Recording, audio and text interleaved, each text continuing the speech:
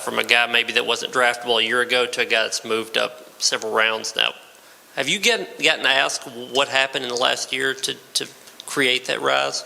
Yeah, I've been asked. There have been some teams that were higher on me from a potential standpoint as far as they saw potential in my game. And knowing different situations that I've been through with maybe position coaches or what I've been taught, and maybe they were higher on me initially, but now I feel like it's a little bit more consensus, and I can obviously attest that to, seeing a scheme that fits me, yes, and great coaching for sure, but also just like your resiliency through the process. They could have brought Bill in here to coach me in 2021, and we would have been pretty good, because we were just ready to play, and so was I, and I was just ready to be better, and show anybody who doubted, and even people who believed in me, proving them wrong, and the people who believed in me right. So, that's what it's been all about over these past 12 months, but really throughout my whole career.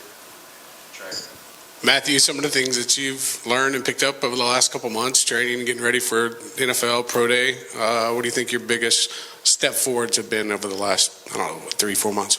I mean, I feel like a lot of what I've been doing over the course of my career here had prepared me for moments like this. And I'm not just talking about the combine or the Shrine game or tomorrow. I just mean even times in the process, just training, just being cognizant and aware of what's going on in my body, being able to analyze something that I put on film, whether that's 40 technique and sprinter mechanics, or at the Shrine Bowl, and being able to talk to the coaches there and show them things that, quite frankly, that some other guys at the Shrine game, and arguably other guys, that play my position throughout the nation, like maybe don't know. So I was just been able to showcase that and just be cognizant of it. I wouldn't say I've just taken these exponential strides, but it's just being able to showcase what I've been taught, what I've been exposed to, and whatever the case may be. Patrick and Dix. Now, you talked a little bit about the Shrine Bowl. How important was that those days of those practices to get in front of NFL people, just kind of supplement what you did during your season? Yeah, I kind of went in there with a chip on my shoulder, because I think everybody knows it's like the Shrine Bowl is a really good bowl, but I wanted to be in the Reese's Bowl, and I didn't know why in the world I wasn't. So, I went in there with a chip on my shoulder, and I was just like, well, I don't feel like anybody here is better than me. That's kind of what I went in thinking, and I wanted to prove myself right. And I feel like that's what I did. I went out there, and there was probably 200, 300 scouts out there, just from different teams, different personnel, and stuff like that, all there.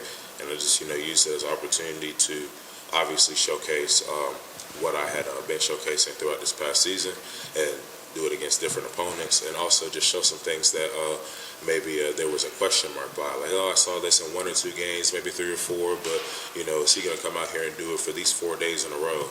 Not to mention the whole game process. It's about seeing people's practice habits, how they analyze things in person, because you can ask somebody's coach all day long, how does he grasp things, and what's his communication like on the field, and they'll give their perspective. But then when a scout or a coordinator or a coach or anybody is there and they actually get to witness it, and there's something that they've been taught 24 hours before, that's a totally different vibe.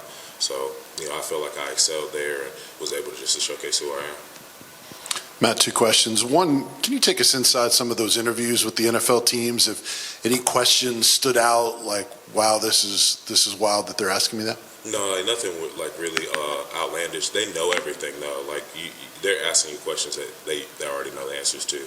So I'll be asked about how it was growing up in my hometown, and things about my daughter, and and then of course we talk ball a lot. And then, just trying to dive deep into your personality and how you are. So, it would be harder if I wasn't just being myself. You can tell when guys are faking, you know what I mean? And I don't fake too much. So, it's not anything that I didn't feel comfortable doing, because I'm just being myself. Would you say there are any teams that maybe have shown more interest than others at all? Yeah, at the Shrine Bowl, I probably talked to, between the Shrine Bowl and the Combine, should I say, I've talked to all but basically one team. I don't know why, but whatever. I talked to the Chargers a lot. Coach Ansley is there. who obviously has coached me in the past. I talked to the Eagles and had good extensive conversation with them. Coach Rocker's there. He's coached me in the past. Talked to like the Jaguars, the Chiefs, with Trey being there. Talked a lot to the Saints, the Titans. I mean, I'm just scratching the surface. I've probably talked to like 10 or 12 teams that maybe are a step or two, like, showing quote unquote more interest than another team. But this process is crazy. I might get drafted by that one team who I just referred to that has not talked to me at all. So, and they might draft me before any other team thought to draft me, so, you know how that goes. One thing about this process is, I heard y'all ask Alante, how does this compare to like signing day? For me, signing day was more stressful because I'm over here like, oh man, did I make the right decision? And it was all on me. Now it's just like, okay, I'm going to end up where I end up and let's go ball. You know what I mean? Like, it's literally not on me. I can just put my hands behind my back and wait. So, yeah, it's been a really enjoyable process. You care to share that one team that hasn't shown you? No. Okay. They might call. I might have a 3-hour-long meeting with them tomorrow, and then that statement's just negated.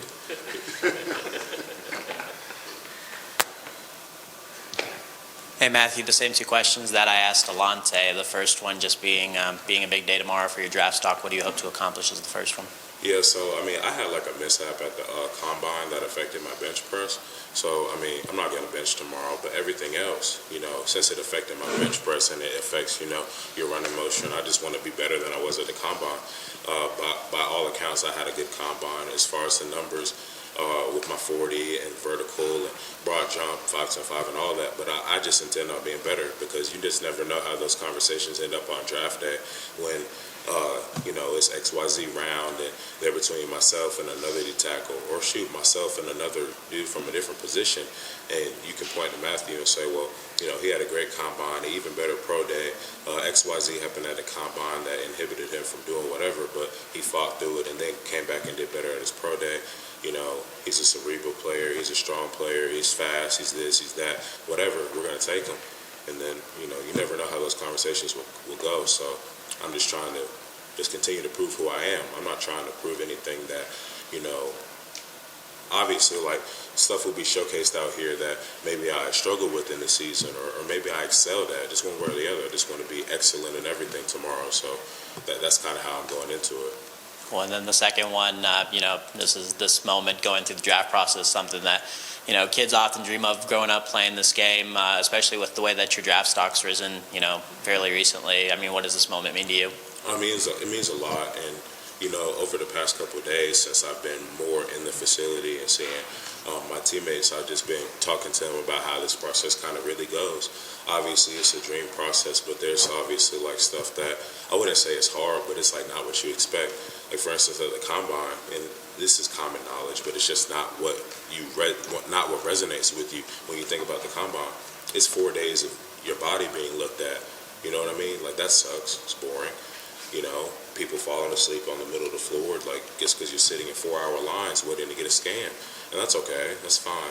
But, the fun part is being able to perform and being able to kind of, like, prove guys wrong who, there's been scouts that came up to me last year, after my first senior year and said, oh, you've reached your potential. You might as well come out. It was good for me to come and obviously play better in 2021 and then go to the combine and perform well. And now I have an opportunity tomorrow to perform even better, especially without any inhibitions to my body or anything like that. So. There's one more in the back.